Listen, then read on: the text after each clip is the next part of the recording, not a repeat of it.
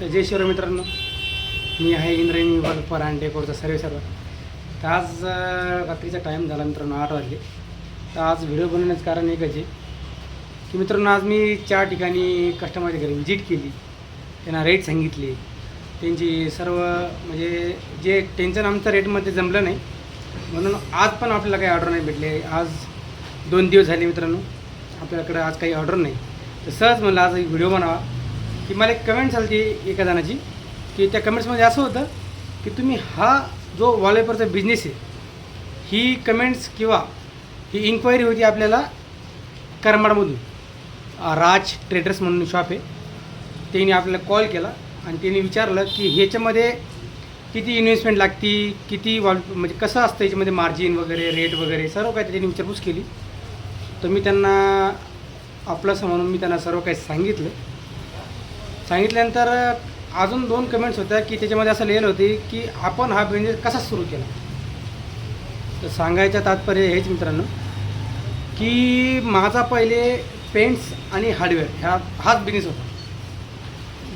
कमीत कमी 2023 साली असाच विचार करत असताना मी यूट्यूबवर एक व्हिडिओ बघितला, सहज व्हिडिओ बघितला.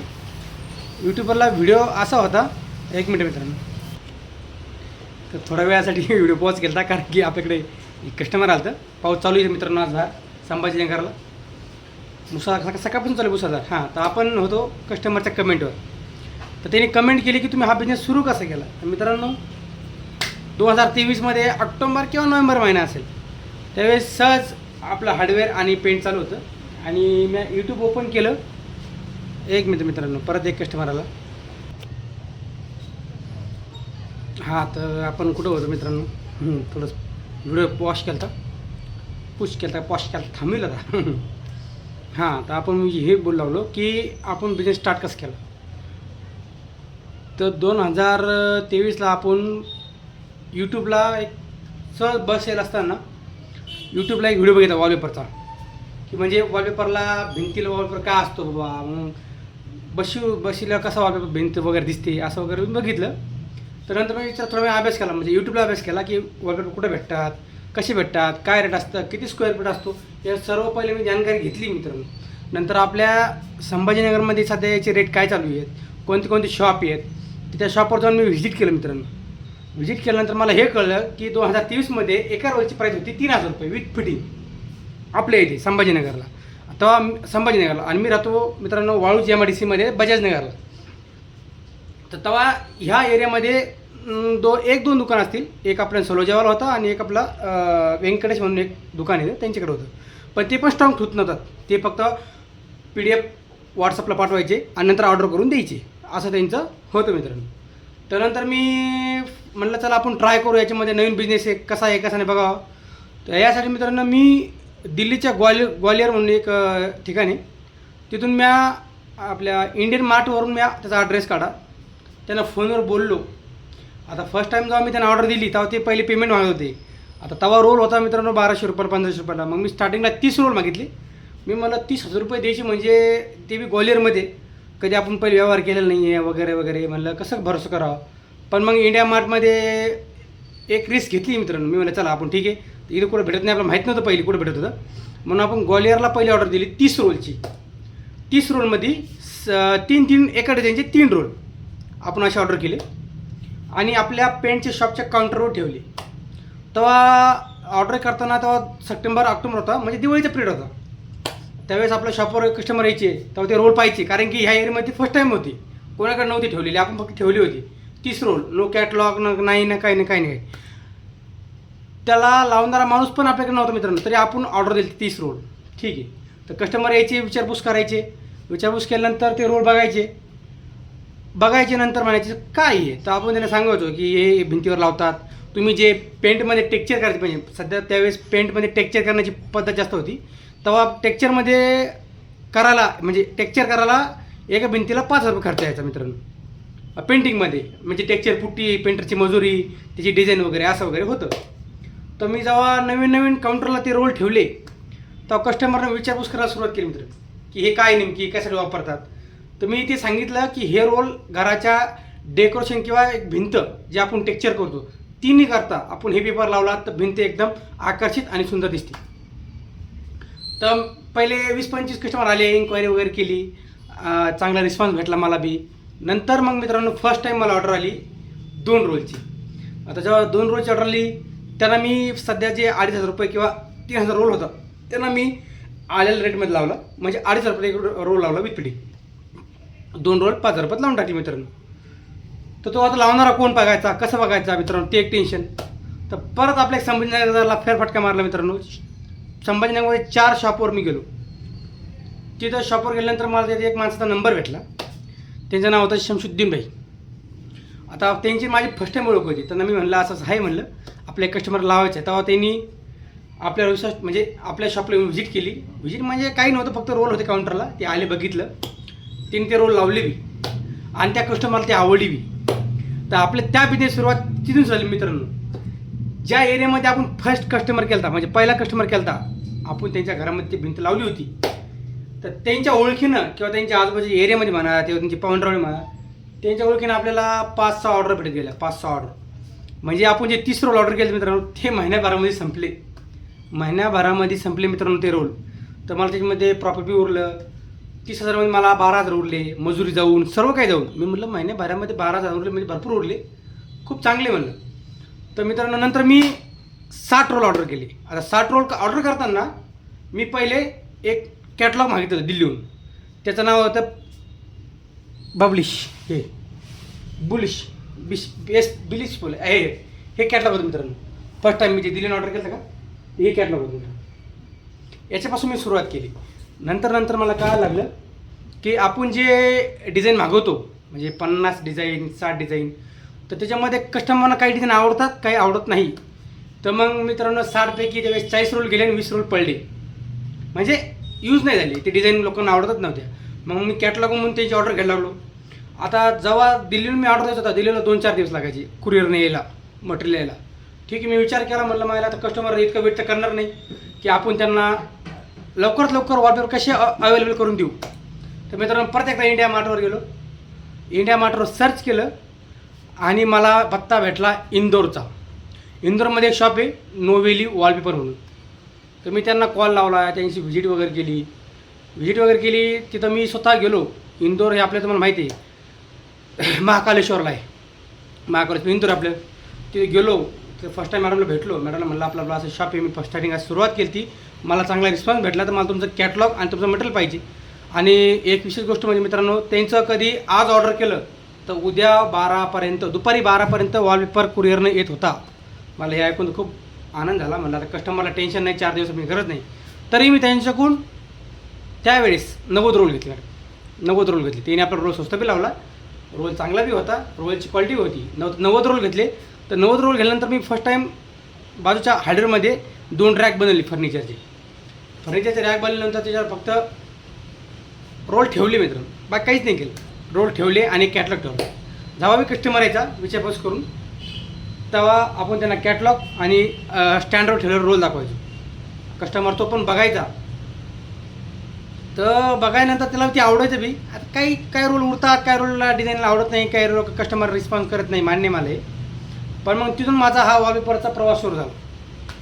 मग एक वेळेस रोल वेस्ट झाली 30 रोल, म्हणजे 50-60 रोल गेले, कस्टमर रिस्पॉन्स नाही, काय वैयक्तिक अडचणी, काही शॉपचं टेन्शन वगैरे, म्हणून मी तिच्याकडे दुर्लक्ष केलं, वॉलपेपरकडे दुर्लक्ष केलं. म्हणलं आता आपण तर सध्या स्टॉप करावा, आपण नंतर त्याच्याकडे बघू. की आपला मूळ बिझनेस जो होता तो हार्डवेअर आणि पेंटचा होता. तर हा मध्ये स्टॉप झाला मित्रांनो. मध्ये एक तरी वर्ष 1.5 वर्ष स्टॉप केला मित्रांनो मी हा बिझनेस. स्टॉप केल्यानंतर तरी माझ्याकडे कस्टमर येत होते, मला इन्क्वायरी येत होत्या. कस्टमर विचारायचे काय झालं, का बंद केलं. तर ते सहज बोलता मी त्यांना सांगायचो की असं प्रॉब्लेम आहे आणि ते आपण चालू करतो आहे लवकर. तर एक दिवशी मित्रांनो असं झालं की माझा हार्डवेअरचा बिझनेस, म्हणजे साईडच्या गाळ्यामध्ये जे हार्डवेअरचं मटेरियल होतं, प्लंबिंग, टाक्या ते बंद झाले मित्रांनो. तर मी म्हणलं आता टाके बंद झाले. मग मी त्या बाजूच्या गाळ्यामध्ये कलर ठेवला, म्हणजे कलर मोठा केला शॉप. पण नंतर एक विचार आला, सहज बसेला असताना विचार केला मला आपला कस्टमर अजून मी रिस्पॉन्स येतो, वॉलपेपरचा आपण एकदा नवीन जोशाने आणि एक नवीन उमेदीने बिझनेस चालू करा असं वाटलं मला मित्रांनो. आणि मी एक दिवस बसता असताना विचार केला आणि सहज म्हटलं चला आता आपण चालूनच करूया. तर त्यावेळेस मित्रांनो बाजूच्या गाळ्यामध्ये मी जी निस्ता रिकामा गाळा होता तिथं काम सुरू म्हणजे मी तर तुम्हाला दाखवतो. मी ह्या पहिले शटरला ह्या पुट्टी नव्हती, पुट्टी केली म्हणजे आपल्या शॉपमध्ये कस्टमर आल्यानंतर आपण त्यांना दाखवू शकतो की पेपर लावला असा वगैरे दिसतो किंवा याची फिनिशिंग अशी येते की याला जो भिंतीचा सरफेस आहे तो प्लेन लागतो सनला किंवा वालपुट्टी. म्हणून मी माझ्या शॉपमध्ये पहिले पुट्टी केली आणि माझ्या शॉपमध्ये 3 कलरचे 3 वॉलपेपर बसवले. बघू शकता मित्रांनो, बसवले म्हणजे जेणेकरून कस्टमर आपल्या शॉपला व्हिजिट आला की आपण म्हणू शकतो की वॉलपेपर कसा असतो, त्याची फिनिशिंग कशी दिसती वगैरे वगैरे. म्हणून मी हे बसून टाकलं मित्रांनो. नंतर हे बसल्यानंतर मित्रांनो POP पण केली. POP म्हणजे जेणेकरून आपला शॉप एक चांगला दिसेल, कस्टमर आल्यानंतर बरं बी वाटेल यासाठी POP बी केली. आता विचार केला ज्यावेळेस मी चालू केलं तेव्हा असे स्टँड होते मित्रांनो माझ्याकडे, असे हे लोखंडी स्टँड होते आणि हे असे मी ठेवले होते लोखंडी स्टँड. आता हे रोल असे कस्टमरला आवडत नव्हते म्हणजे दिसत पण नव्हते, हे असे आडे ठेवलेले. मग मी आता एवढा शॉप केला, हे टेबलवर काय रोल चांगली दिसाना, मग चांगली दिसाना म्हणून एक विचार केला. मला रोल कशी अशी ठेवली की एकदम क्लिअर दिसले पाहिजे म्हणजे एका खाली एक, म्हणजे आता हे कशी एक खाली एक ठेवली याच्यामध्ये डिझाईन वगैरे दिसत नाही कस्टमरला सहसा. तर मग मी विचार केला, मग मी नंतर एक फर्निचर बघितलं ऑनलाईन की रोल ठेवण्याची पद्धत कशी असते. तर मग मी भिंतीला हे यल कॉर्नरमध्ये अशी रॅक तयार केली लंबी, बघू शकतो मित्रांनो अशी येलमध्ये म्हणजे एक याची लेंथ 6 इंच पुढे आहे आणि अशी लांबी 9 फूट आहे म्हणजे रुंदी 9 इंची. जेणेकरून रोल हा असा बसतो. रोल बसला म्हणजे रोलची डिझाईन पण दिसते, सर्व काय दिसतं डिझाईनमध्ये. बघू शकता मित्रांनो, बघू शकतो मित्रांनो हे असे रोल बसले आणि आपला जो एंट्रन्स आहे वॉलपेपरचा तो आज दिसायला लागला मित्रांनो असा. हे केल्यामुळे मित्रांनो माझ्या शॉपला वेगळाच लुक आला आहे वॉलपेपरचा. वॉलपेपर बसले. आता मग वॉलपेपर चालू केले, म्हणलं आता याच्यामध्ये अजून काहीतरी दुसरं जे घराला सजावटीसारखी लागतात ते एकदा बनवा म्हणलं मित्रांनो. तर मी विचारलं मित्रांनो सध्या कार्पेटचं खाली फर्चीला जे बसवतात ते कार्पेट असतं. आता कार्पेट बसवायला सर आता परत विचार डोक्यात कार्पेट घ्यायचं कोणाकडून, त्याचं रेट कसे असतात, ते कसे बसवले जातात, त्याची लेंथ रुंदी जाडी MM वगैरे रेट मार्केट रेट काय चालू आहे वगैरे सर्व दिमागामध्ये ते वापस आलं मित्रांनो. परत आपलं यूट्यूबला सर्च केलं की नियर बाय संभाजीनगरला होलसेलर कार्पेटवाला कोण. तर आपल्या इकडं होलसेलवाला कार्पेटवाला बी आला पण त्याची आपली ओळख नसल्यामुळे ते रेट जरा जास्त सांगत होता. तर मग परत आपले जे कारागीर होते जे फर्स्ट टाईम आपले भेटले होते शमशुद्दीन भाई, मी त्यांना असं म्हटलं की शमशुद्दीन भाई आपण कार्पेट चालू करणं आहे. तर त्यांनी मित्रांनो विश्वासानं मला त्यांच्या एकदम जवळच्या मित्राकडे नेलं आणि त्यांनी खरंच आपला रेट कमी लावला कार्पेटचा. तर आपण त्यांच्याकडून कार्पेट घेणं सुरू केलं कारण डायरेक्ट फॅक्टरीकडून माल घेणं आपलं सध्या बरं नव्हतं. आपल्याला काही जानकारी माहिती वगैरे काहीच नव्हती की कसं असतं कसं नाही वगैरे.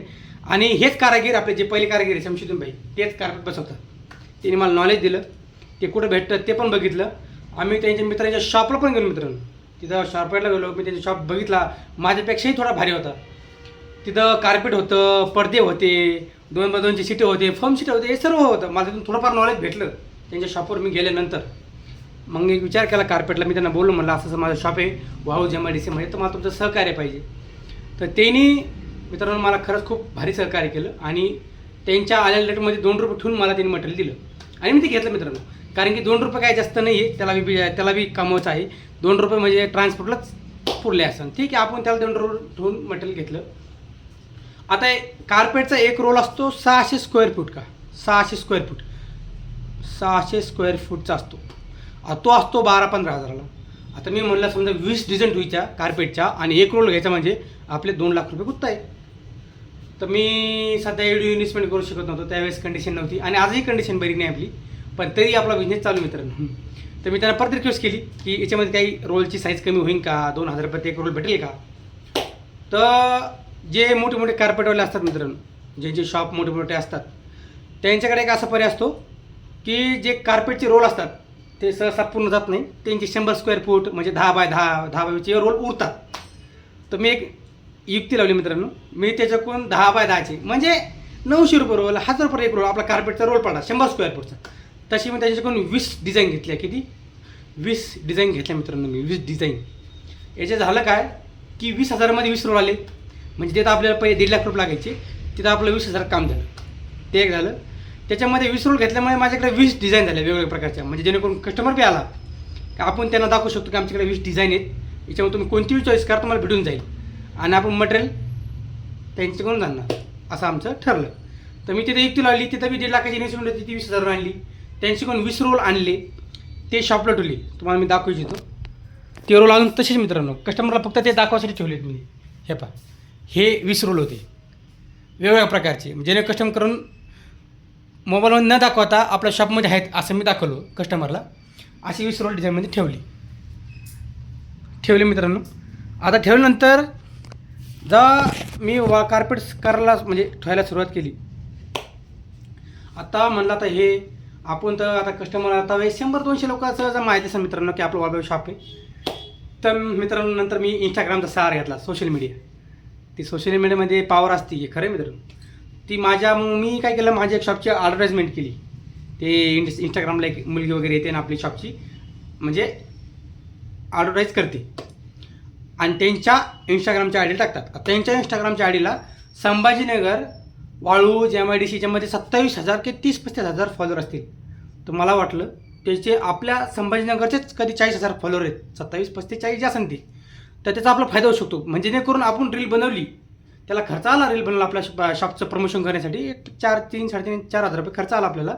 सर्व एडिटिंग वगैरे त्यांची ती प्रमोट करणारी मुलगी वगैरे सर्व काही 4,000 रुपये खर्च आला आपल्याला. तर मला मी विचार केला की आपण 4,000 गेले चालतील, पण तीच रील कधी यांच्या थ्रू आपल्या संभाजीनगरच्या किंवा बजाजनगरच्या 40,000 लोकांना दिसत असेल, म्हणजे आपले कस्टमर इथलचेच होणार.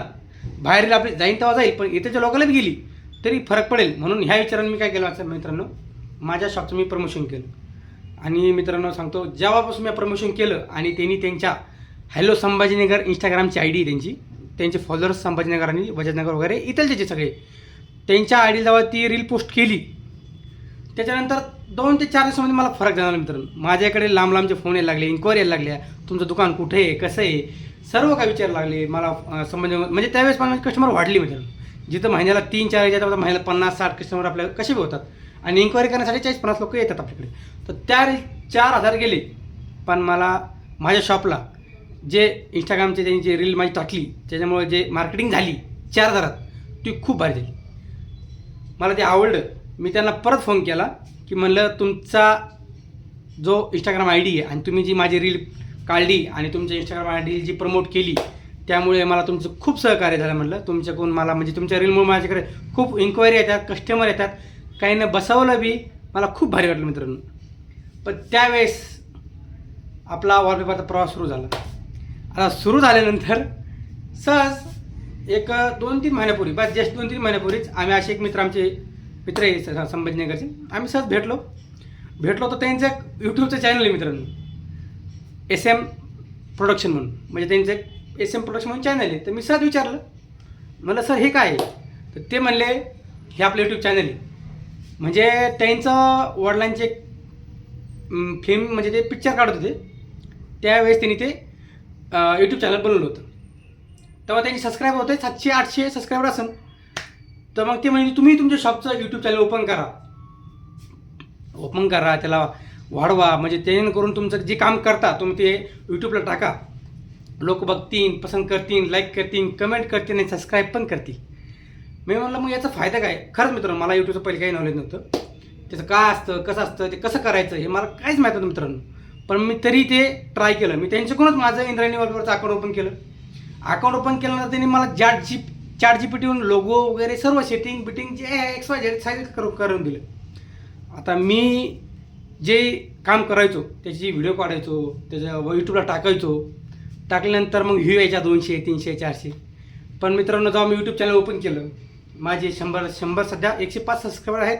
काय 2 महिने झाले आपण यूट्यूब ओपन केले, मला त्याचं काही वाटत नाही. अजून आपण थोडीशी मेहनत करू, आपले सबस्क्रायबर वाढू, आपली प्रगती नक्की होईल मित्रांनो. तुमचं सहकार्य असलं तर नक्कीच होईल. तर मग यूट्यूब ओपन केल्यानंतर त्याच्या बघितलं मी की मी जेव्हा फर्स्ट टाकली तेव्हा 200-300 आपले व्ह्यू वगैरे येत होते.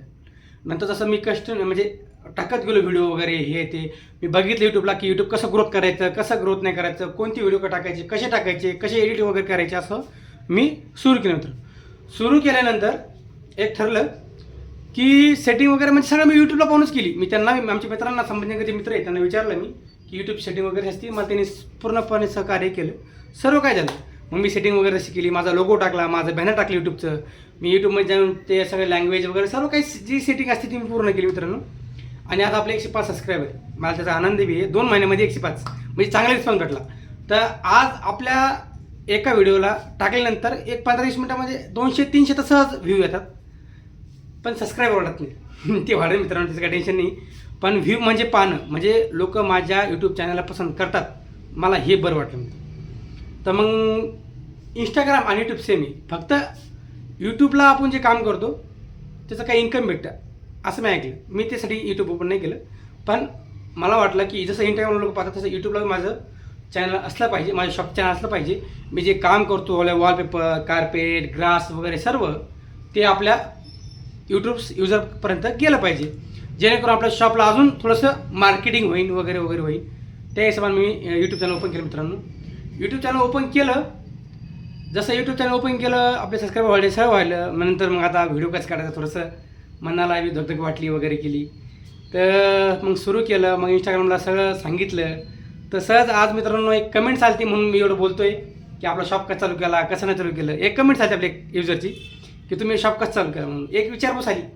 म्हणून माझ्या बी थोड्याशा भावना बाहेर आल्या. म्हणजे मला बी कळलं की आपण सांगायला पाहिजे किती कष्टातून आपण हे शॉप उभा केले, कसं केलं, कस्टमरचा कसा रिस्पॉन्स भेटला. तर मित्रांनो मी एक सांगू इच्छितो तुम्हाला की बिझनेस छोटा असो मोठा असो, बिझनेस करताना कधीच विचार नाही करायचा. तुम्हाला एक सांगतो, बिझनेस गोष्ट अशी आहे की 1000 विचार करा मग बिझनेस सुरू करा. आणि सुरू केल्यानंतर 1000 अडचणी पण आल्या तरी बिझनेस बंद करू नका.